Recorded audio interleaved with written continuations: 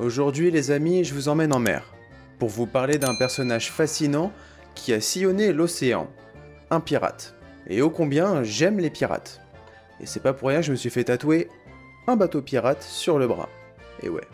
Aujourd'hui nous allons parler d'un pirate légendaire, qui a navigué sur les mers des Caraïbes durant le XVIIIe siècle, et semé la terreur parmi les navires marchands et les autres pirates.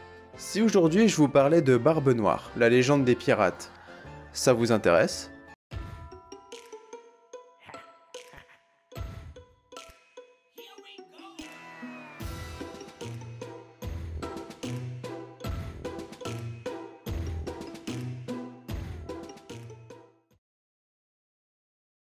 Edward Teach, ou Tatch, est né aux alentours de 1680 en Angleterre, quelque part près de Bristol. Difficile d'affirmer quel était son vrai nom, car il est fort probable que celui-ci soit un nom d'emprunt. Cela peut être pour cacher sa naissance dans une famille aisée, car Teach savait lire et écrire, ce qui était relativement rare à l'époque. En vérité, on en sait très peu sur la jeunesse d'Edward, si ce n'est qu'il est parti en mer très jeune. Au moment où il était dans sa vingtaine, il était corsaire dans les Antilles. Il est probablement arrivé sur un navire marchand ou un navire négrier, en 1706 en Jamaïque. C'est un événement en particulier qu'il va falloir mettre en avant, la guerre de succession d'Espagne. La guerre de succession d'Espagne était un conflit européen qui a eu lieu de 1701 à 1714. Le roi d'Espagne, Charles II, est mort en 1700 sans héritier direct, ce qui a déclenché une lutte pour le trône espagnol entre deux prétendants, le duc d'Anjou, petit-fils de Louis XIV, et l'archiduc Charles d'Autriche. Plusieurs pays européens se sont impliqués dans la guerre, notamment la France, mais aussi l'Autriche, l'Angleterre et le Portugal. Les forces françaises ont réussi à s'emparer de la plupart des territoires espagnols, et ce dès le début du conflit. Mais les forces alliées ont finalement réussi à inverser la tendance. La guerre s'est terminée par le traité d'Utrecht en 1713, qui a accordé la couronne espagnole au duc d'Anjou, sous le nom de Philippe V, mais avec plusieurs conditions. L'Espagne a dû céder plusieurs territoires à la France, à l'Autriche et au Royaume-Uni, ce qui a conduit à un nouvel ordre européen. Pendant la guerre de succession d'Espagne donc, les corsaires étaient employés par de nombreux pays européens. Les corsaires étaient essentiellement des pirates, qui avaient le soutien de leur monarque. Ils étaient libres de piller les navires des pays rivaux sans craindre de réprimandes de la part de leur gouvernement d'origine. Être corsaire était une entreprise rentable mais louche. Les corsaires naviguaient sur des navires armés privés qui étaient indifférenciables des autres pirates. Après la fin de la guerre en 1714, de nombreux corsaires ont continué leurs activités sous le nom de pirates. L'homme qui deviendra Barbe Noire était l'un d'eux. Les différents monarques, maintenant en paix, désapprouvent à présent ces marins qui pillaient et tuaient pour eux. À présent, ils sont hors la loi et chassés. La première fois que Barbe Noire est apparu sur la scène, en tant que pirate accompli, il servait sous les ordres du capitaine Benjamin Hornigold. Hornigold était un autre ex-corsaire et a initié Edward Teach aux méthodes de la piraterie. Hornigold était connu pour être un pirate plutôt indulgent, qui ne s'attaquait qu'aux navires ennemis et laissait les bateaux neutres tranquilles. Il était également connu pour son sens de l'humour et son esprit aventureux. Au fil du temps, Hornigold est devenu de plus en plus influent et a recruté de nombreux autres pirates pour rejoindre son équipage, y compris Edward Teach. Hornigold est également connu pour avoir joué un rôle dans la création du Code des pirates, un ensemble de règles qui régissait le comportement des marins à bord des navires. Le code, c'est la loi. Le code stipulait que les pirates devaient respecter le commandement de leur capitaine, partager équitablement les butins et éviter les querelles à bord. Ces hommes, parmi beaucoup d'autres, ont été attirés dans la piraterie lorsqu'une flotte de navires espagnols a été détruite dans un ouragan sur la côte atlantique de la Floride en 1715. Les navires étaient chargés de trésors, ce qui a incité de nombreux marins à descendre dans la région. Voyant le potentiel d'Edward, Hornigold va le prendre sous son aile et naviguent alors ensemble dans la mer des Caraïbes. Au large des côtes de l'île de la Martinique, Hornigold et Barbe Noire capturent un navire négrier appelé le Concorde. On réquisitionne ce bâtiment, terme nautique. Cette acquisition serait la plus importante de la carrière d'Hornigold.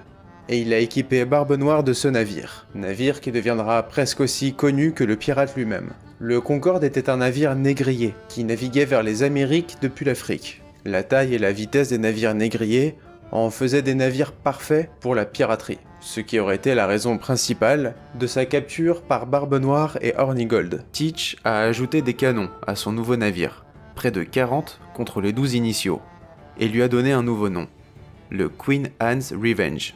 Peu de temps après cet événement, Teach et Hornigold se sont séparés. Teach a continué à se livrer à la piraterie, tandis que Hornigold a décidé de profiter de l'offre du pardon du roi qui a été étendue à tous les pirates britanniques. En quelques mois, au début de 1718, Barbe Noire avait rassemblé un équipage de 300 à 400 marins. Et très vite, il va se faire un nom. On le surnomme Piou Piou le Rouge-Gorge. Barbe Noire, on le surnomme Barbe Noire. En effet, il arbore une très longue et épaisse barbe noire, souvent tressée de plusieurs nattes, et décorée avec des rubans, dans lesquels il glisse des mèches à canon. Mèches qu'il allume lors des abordages de navires afin de surprendre et d'effrayer. Au combat, il avait l'habitude d'accrocher 2 mèches enflammées sous son chapeau, lesquelles pendaient le long de son visage, de sorte que la fumée épaisse encercle son visage. Il utilisait cette méthode pour terrifier ses adversaires. Sa réputation était faite, et voir le pavillon du Queen Anne's Revenge était signe de désolation. Il représentait un squelette, avec des cornes, tenant un sablier dans une main, tandis que l'autre tenait une lance pointée vers un cœur sanglant. Supposément, cela signalait aux victimes de Barbe Noire que leur temps était compté, et que la mort attendait tous ceux qui résistaient. Cela était stratégique, de passer pour un pirate sanguinaire, et inspirer la terreur. Cela permettait parfois d'éviter le combat. Les navires abordés craignant un massacre préféraient se rendre plutôt que de se battre. En vérité, Edward n'aimait pas vraiment recourir à la violence, et malgré son navire lourdement armé, la plupart de ses succès étaient dus à la crainte qu'il inspirait. Sa réputation et son apparence dramatique lui ont permis de prendre de nombreux navires, avec peu ou pas de bains de sang. Bien sûr, les articles et les rumeurs qui circulaient sur lui le dépeignaient comme un pirate méchant et cruel. C'est sûrement le meilleur pirate que j'ai jamais vu. Il semblerait en effet. En mai 1718, l'équipage de Barbe Noire a bloqué le port de Charleston, en Caroline du Sud, pendant près d'une semaine. Les pirates ont saisi les navires essayant d'entrer ou de partir, et ont capturé les équipages et les passagers des bateaux, les prenant en otage. On pourrait penser que l'or et les bijoux étaient la motivation des pirates pour cette attaque audacieuse. Cependant, la rançon que Barbe Noire a demandée en échange de la libération des otages était un coffre de médicaments. Teach, malgré sa réputation qui n'est plus à faire, et ses succès en mer, commence à fatiguer, et apprend l'offre d'un pardon royal, et a l'intention de l'accepter.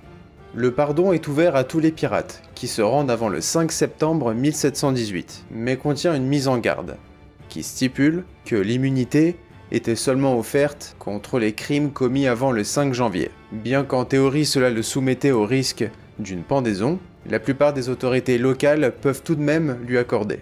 Il va alors intentionnellement faire échouer le Queen Anne's Revenge, peut-être dans l'optique d'alléger son équipage, pour avoir une part plus conséquente du butin, puis de se faire plus discret. Il va, avec un équipage réduit et un navire beaucoup moins important, naviguer jusqu'à l'île d'Ocracoke, pour rencontrer le gouverneur Charles Eden. Eden a accordé le pardon du roi à Barbe Noire et à son équipage, doublant la population locale et ajoutant des citoyens ayant une précieuse expérience du combat à la population.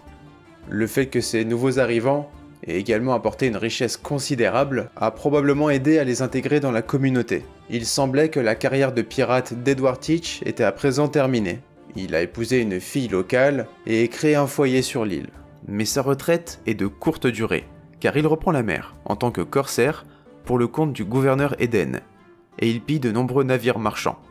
Et ses exploits sont remarqués, un peu trop, car la rumeur va vite se répandre que le cruel Barbe Noire a repris du service.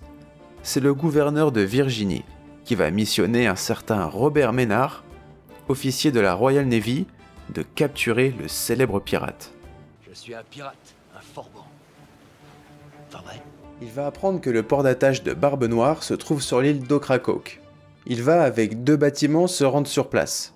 Le 21 novembre 1718, lorsque les navires de Ménard et de Barbe-Noire se sont rencontrés, ils ont immédiatement fait feu. Les canons des deux côtés ont tonné, remplissant l'air de fumée et d'odeur de poudre. Les deux navires se sont heurtés violemment, causant des dégâts importants à leur coque. Cependant, la bataille a rapidement pris une tournure plus personnelle lorsque Ménard a ordonné à ses hommes de monter à bord du navire de Barbe-Noire pour engager le combat rapproché. Les pirates ont repoussé les assaillants en lançant des grenades et des pots de chaux vive, aveuglant les marins britanniques et les forçant à se replier. Ménard a alors décidé d'utiliser une ruse pour tromper les pirates. Il a ordonné à son équipage de se cacher sous le pont pour faire croire qu'ils ont abandonné le navire. Barbe-Noire, pensant qu'il avait gagné la bataille, ordonne à ses hommes de se rendre sur le navire pour commencer à le piller. C'est alors que Ménard et son équipage sont sortis de leur cachette et ont surpris les pirates. Les deux camps se sont engagés dans un combat acharné sur le pont du navire, utilisant des sabres, des haches et des pistolets. Fidèle à la légende, le visage entouré d'une épaisse fumée se dégageant de la barbe, Teach, armé de plusieurs pistolets et d'un sabre, se lance dans le combat. À plusieurs reprises, le pirate prend des coups de sabre des marins ennemis, sans pour autant que cela ne l'arrête. Certains même lui tirent dessus, mais il reste debout, surmontant la douleur, le sang l'inondant de partout. Barbe-Noire continue à combattre courageusement, en dépit de ses multiples blessures. Il va alors se diriger vers Ménard et commence un duel intense. Les deux hommes se sont battus avec acharnement, chacun cherchant à porter le coup fatal à son adversaire. Finalement, Barbe-Noire prend le dessus sur Ménard, qui tombe au sol. Seulement, au moment où il allait l'achever, un marin de Ménard tranche la gorge de Teach dans le dos. Et celui-ci, après avoir essuyé une vingtaine de coups de sabre et 5 coups de feu, tombe à terre et meurt. Ménard avait mis fin à la tyrannie du plus célèbre des pirates, Barbe-Noire. Teach sera décapité, son corps jeté à la mer, et sa tête ornera la proue du navire de Ménard, comme un trophée et un avertissement. On dit qu'il avait mauvaise mine. Le butin des pirates sera emporté, et l'équipage emprisonné. Et pour cet exploit, Ménard et ses hommes vont toucher une belle récompense. Et peu à peu, l'âge d'or de la piraterie va prendre fin. Cela dû à l'amélioration des défenses des navires marchands, de la répression plus sévère des pirates capturés, et de la coopération internationale des États pour lutter contre la piraterie. Depuis la chute de Barbe-Noire, une rumeur, un fantasme va naître, autour du trésor caché du célèbre pirate. Cet homme, si craint, le pirate le plus célèbre de tous les temps, avait forcément un énorme butin. Un trésor formidable enfoui quelque part, composé d'or, d'argent et de joyaux. Et pendant longtemps, des recherches sont menées pour le retrouver, notamment sur l'île d'Ocracoke et dans les îles alentours. Mais rien. Malgré les nombreuses recherches et les fouilles qui ont été menées au fil des ans, rien n'a été trouvé. Cependant, cela n'a pas empêché les chercheurs de trésors de continuer de chercher. Et l'histoire du trésor de Barbe-Noire continue à fasciner des gens à travers le monde. Cependant, c'est plutôt un trésor archéologique qui sera mis à jour en 1995. L'épave du célèbre Queen Anne's Revenge, le navire de Barbe-Noire, est retrouvé en Caroline du Nord. Ce sont les différents objets sortis de l'épave, de leur datation, de leur provenance, et du nombre de canons retrouvés à bord, et de différents nombreux indices qui permettent d'affirmer qu'il s'agit bien du célèbre navire. Et ce sont pas moins de 250 000 débris qui ont été remontés à ce jour. C'est un superbe bateau. Navire. Barbe-Noire est devenu un symbole de la liberté et de la rébellion pour certains, en raison de sa réputation de défi aux autorités et à l'établissement. Il était vu comme un homme qui avait choisi de vivre selon ses propres règles, plutôt que de suivre les normes de la société. Il est devenu une figure emblématique de la culture populaire, apparaissant dans de nombreux livres, films, séries et jeux vidéo. Pourtant, pour d'autres, il est resté un symbole de la terreur et de la violence. Ses actes de cruauté envers ses prisonniers et les populations locales étaient inacceptables, et il est souvent dépeint comme un criminel sans pitié. Sa légende a également servi à alimenter les craintes de la piraterie moderne. Il est souvent cité comme un exemple de ce qui arrive lorsque les individus choisissent de vivre en dehors des lois et des normes sociales. En fin de compte, la véritable histoire de Barbe-Noire est complexe et ambiguë. Il était à la fois un criminel et un héros. Un homme qui a choisi de vivre en dehors des lois et des normes de la société. mais qui a également été capable de rallier des hommes à sa cause, et de mener des actions audacieuses et réussies. Sa légende continuera de fasciner les générations à venir, alimentant les débats sur les limites des libertés individuelles de chacun, et des conséquences de la rébellion contre l'autorité. Je vous remercie une nouvelle fois d'avoir regardé cette vidéo, et pour ceux qui sont encore là, je vous invite à vous abonner, à mettre un like, et à regarder les autres vidéos de la chaîne. En vérité, ça flatte l'algorithme, et ça permet à la chaîne d'avancer. Et en attendant la prochaine vidéo, je vous dis à très bientôt.